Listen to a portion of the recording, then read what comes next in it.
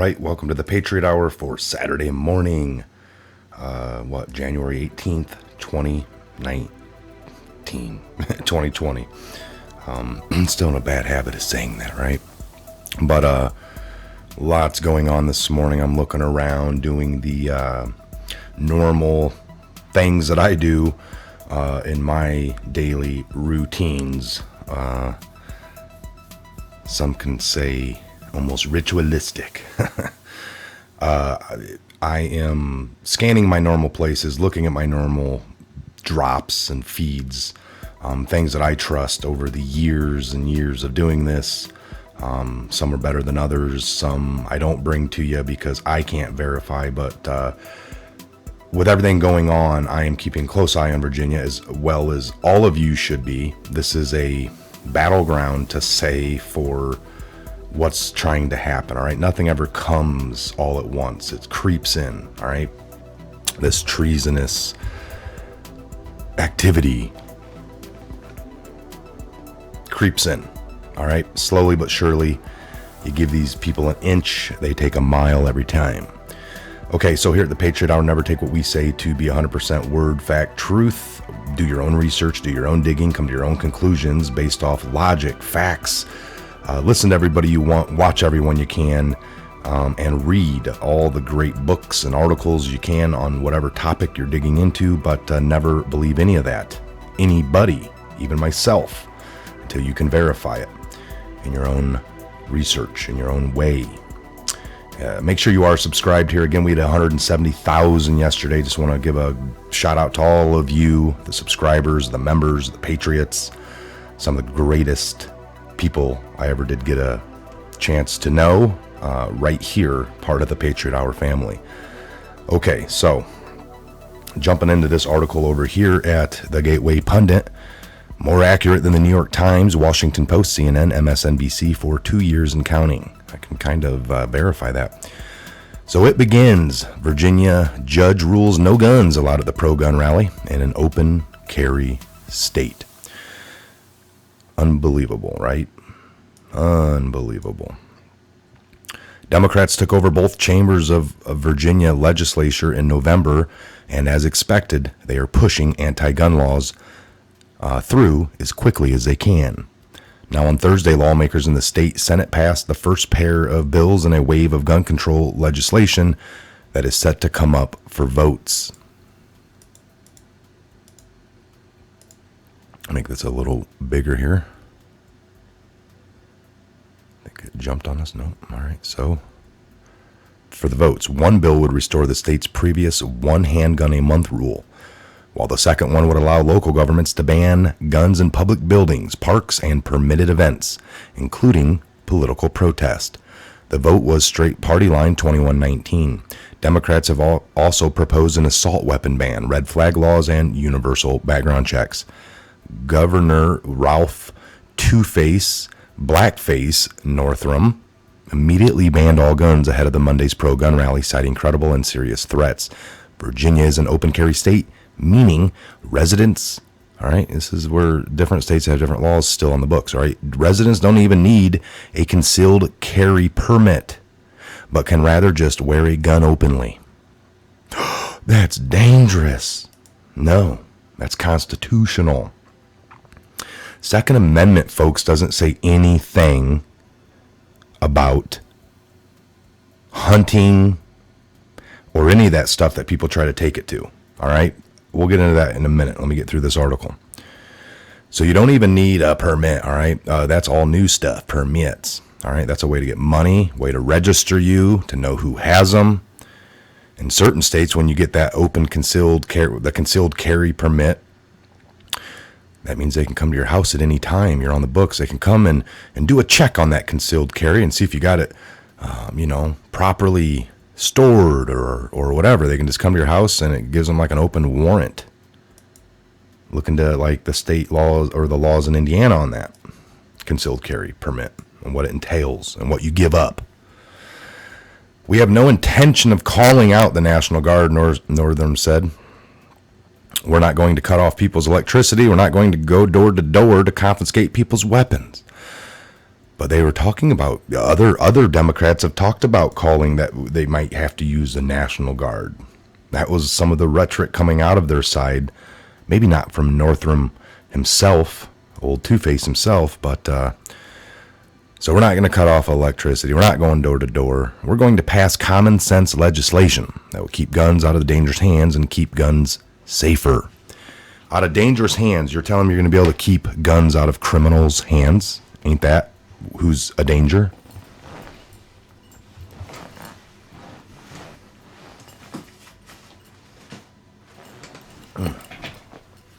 I'm looking for something here. And I don't know. All right. So anyway, I'm looking around here all early this morning. Still half asleep. No, I'm not. I got a good night's sleep. Again, we leave in T-minus, 14, 15 hours. So anyway, the judge ruled that the firearms ban can remain in place during a pro-gun rally. So he actually called it a rally, the proper name, on the Capitol grounds in Richmond. Thousands are expected to attend. Gun rights advocates appealed the ruling. So a Virginia judge on Thursday ruled that a firearms ban can remain in place, all right, without relief. Now they're going to take it to the Supreme Court in the state. Without relief from this court, petitioners and thousands of others, rally participants will be irreparably denied their right to bear arms. The group's attorneys agree in their appeal. But Virginia Attorney General Mark Herring on Friday urged the state Supreme Court to reject the appeal, determined to prevent another tragedy. The tragedy would be that you put this in place and then all the law-abiding people are unarmed. And then you have the criminal shows up that never cares about the law. See, once you got a criminal that comes to a Walmart or an event and then they shoot and people die and then the bad guy dies, then we always find out, like, oh, he's getting charged with 36 crimes, the criminal, for what he did to get to this point. Like, you go back, they're going through receipts, and they go through the last 3 weeks of his life, and they find all these laws he broke. And you're like, he's got 36 charges. I mean, the guy's already dead, but you got 36 charges on him that they're going to file if he was alive. And then it's like, oh, wait, 37, because they just put the one in place at the rally for him not to come unarmed, too. But he came with the gun. See, the criminal doesn't care. That's what the whole point of carrying is. People that are trained, proficient, have the safety, and then know how to use it. They're not a person that's brandishing their weapon because they don't have to. They just, it's there for a protection. It's a tool, like a hammer in your toolbox that can harm somebody, by the way. It can become an assault hammer the minute you turn it on somebody. Look around your home. Places in Zimbabwe, like I think it was Zimbabwe, over in Africa, they have banned guns from police and the people. Guess what happens? Everyone carries machetes. Guess what? You go over there, people have missing arms at the elbows. Everyone's chopping arms off. I mean, it doesn't matter what you leave people with. If they want to do harm, they're going to do it, and they're going to do what's available. You can ban everything down to nothing. People will beat you to death with their fist if that's what they want to do. But you got your fist to defend yourself. You guys are basically talking about taking away people's fist and the people that haven't done anything. Because anytime you put a law into place, like in Chicago, turn your guns in. We're outlawing them. All the law-abiding people turn their guns in. The criminals did not. So the laws aren't for the criminals. The laws are for the law-abiding. You disarm them, leave them as sitting ducks. This is the idiocracy we're dealing with, folks. You cannot let these people talk you into it. You don't follow them. It's they're dumb. I've come to this conclusion that it's just we're dealing with dumb, ignorant people that will not listen, that think they're right. You've dealt with these people on other occasions in life. Just because they're on TV, they got voted in, doesn't make them smart, right, or anything. Actually, it's just somehow propped up, and they're going to lead you. These are the people that lead you right to death. And then they break down at the last minute, screaming they were wrong. Oh, God, they were fooled. And what can we do now? And then they'll look to you for all the answers that you've had all the time. But now it's too late because they led you wrong to death in the lines to the oven, and then they break down, and they are stupid, weak individuals. All right, sorry about that. So anyway, determined to prevent another tragedy, this governor has issued a carefully limited executive order. The order does not prevent anyone from speaking, assembling, petitioning the government. Instead, it temporarily precludes private possession of firearms in a sensitive public place during a specified time to protect public safety and safeguard the rights of all citizens to peacefully speak, assemble, and petition their government. Now, I've heard, watching some other videos and reading things on Virginia, that they've banned like people from wearing helmets and stuff, which is weird because it's like those don't do, I mean, they're a helmet that you have on for your own protection. We know sometimes people spray mace and all that, so maybe you'd want to have face goggle. And it's like they're banning all the protective gear. Now I'd be interested to see if the police still have that, because that, well, yeah, for their protection. So they're allowed to wear helmets for their protection, but people shouldn't wear for their protection. Not banning weapons only, but protective gear for people that would want to have it on. I mean, weird. What if you're riding through on a bike that day and you have a helmet on? Take that helmet off. You have no right, but they have it on. See, I mean, that's like, some people argue the Second Amendment has nothing to do with guns. It's the right to bear arms. It's the principle to fight off a tyrannical government. Now, you're supposed to be equal to be able to fight off something. This whole time, the government, it's like the last person you should be arguing with about something, because that's who the bill protects us from. It's that, the tyrannical government. So it's almost is like meeting an armed intruder in your home on the stairwell. You have a gun on them. They have a gun on you. Hey, stop. No, you stop. And you know that you're in your home.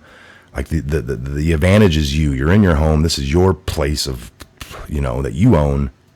Would you ever let that guy talk you out of your gun? Like, just give me your gun, man. And you're like, all right, man, but you're going to leave then, right? No, hell no. Everyone's like, that would be really dumb. That's the stance on this. We have a right over here. And then you have somebody arguing over here that we don't need that. But they do. These same politicians that argue you don't want this, you don't need that, they're protected by all these same weapons. Are they going to give theirs up? If none of us have ours, why do they need theirs? That's the point, folks. Well, they need protection. They important people. Screw that. I don't agree. I disagree. I do disagree. So determined to prevent another tragedy, the governor issued this carefully limited executive order, all right? So the plaintiffs argued that the firearms ban violates the First and Second Amendments, and Northam, Two-Face, Blackface, didn't have the authority to impose it. He does not. It's actually a treasonous act that this governor, this blackface guy, actually, I mean, he doesn't remember. I think he ended up choosing the blackface, but he couldn't remember in that photo from the yearbook from his college which one was him. I'm not real sure I was the blackface. Oh, that puts you into the KKK outfit. Were you also a card-toting member? Not anymore. He ripped it up. Okay. Wow. I mean, go back and examine that photo. It didn't look like such a Halloween costume. It might have looked like a real, authentic outfit. According to the Associated Press, Judge Joy Taylor said in a ruling that the governor has the authority under state law to take action related to the safety and welfare of the state. Taylor also cited rulings from the U.S. Supreme Court that the right to bear arms can be subject to limits. With Democrats in control of both legislative chambers, Republicans can do little but complain. Ladies and gentlemen, this is probably the first assault on the Second Amendment, and we're going to see many, many after. This sets the damn stage is what it does. So this is why we got to be very, very vigilant. Now, on to, I guess we'll just wrap this up with a few things like this. All right, Trump finally tweeted on the matter. Now, we've been discussing this a while now. He has tweeted a lot up until he just tweeted about it. And I will show you that as well. We'll pull up a Trump. Well, actually, we can just do this. Do it the easy way. We'll go to OQ board. All right. We'll go to Q board. Gotta do this. Got POTUS on. Got Virginia in there. So here's the one that he just did. Now we're going to go back to November 4th. See all these tweets I'm pulling up just by based off keyword. Do algorithm kind of search, hitting for all words of Virginia in his tweets, and you'll see Virginia. But if you go here,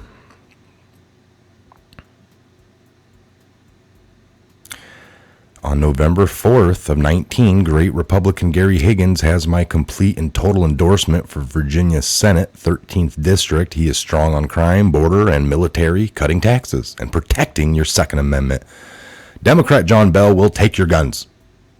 He said it. He tells you, take your guns. Raise your taxes. And then nobody really listened, or the state got screwed on voter fraud, something. And then he was quiet. He's been quiet. He said a few more little things, and then it was it. And then everyone's like, he ain't saying nothing about it. Well, now he did. Your Second Amendment. Let me make this one bigger. Your Second Amendment is under very serious attack. Guess we'll just go to it. Your Second Amendment is under very serious attack in the great Commonwealth of Virginia. That's what happens when you vote for Democrats. They will take your guns away. Republicans will win Virginia in 2020. Thank you, Dems. That came from yesterday at 5:22 p.m. So we have raised the noise, and Trump knows. But what can you do? The states have rights. Some claim, the Fed shouldn't trample into the states too much. So we got to stick to Constitution here, and that's what we want. States have rights and and they have their own voting. And Trump talked and rallied and pushed and told. I mean, we know there's great people in the Commonwealth. I lived there for 5 years, folks, or just under 5 years. So I was out there for many years. Good times and bad. All right, so that was what I wanted to get out on this video. I got some things to do. I will be back later this afternoon. We'll possibly do a live show this evening, but I got a lot going on. But tomorrow's the day. Plan on plenty of videos as long as we can stream from the road. Once we get to destination, we'll pop off a few updates. So look forward to all that. Other than that, you guys enjoy your day. It's Saturday. I'm sure a lot of you are just getting up. I don't know what you did last night. If you got out and had a few, tied a few on, hopefully you were safe, back at home, resting, sleeping in. Enjoy your Saturday. Again, here from the Patriot Hour, again, 170,000. Thank you, Patriots. So much love. Goes both ways. Look for another live call-in show. We'll try to pop something like that off this evening. I know me and Bennett talked about doing one last night. Maybe we'll be able to pop that off later this afternoon. We'll see what schedules hold. And I got to get with the fellas, make sure everything's dialed in on our time to take off. Again, thank you. All the links are down below. And God bless. Where we go one, we go all. You guys have a great Saturday. Enjoy. Make sure you're subscribed.